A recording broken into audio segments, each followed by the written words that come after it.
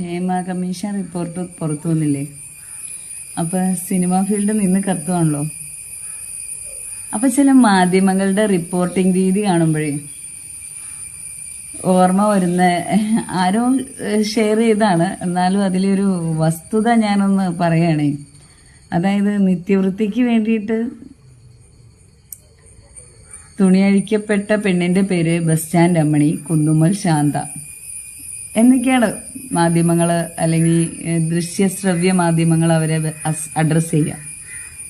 ഒരു നേരത്തെ ഭക്ഷണത്തിന് വേണ്ടിയിട്ട് ബ്രെഡ് കട്ടെടുത്ത നമ്മുടെ മധുവിനെ അട്ടപ്പാടി മധു ഇന്ന കോളനിയിൽ അച്ഛൻ ഇന്നയാള്, അമ്മ ഇന്നയാള്, സഹോദരി ഇന്നയാള് എന്ന രീതിയിൽ അഡ്രസ്സ് ചെയ്തു. യാതൊരു ഉളുപ്പും യാതൊരു അസഹിഷ്ണുതയും ആർക്കില്ല. സെലിബ്രിറ്റി ആവാൻ വേണ്ടി തുണി അഴിച്ച പെണ്ണിന്റെ പേര് പ്രമുഖ.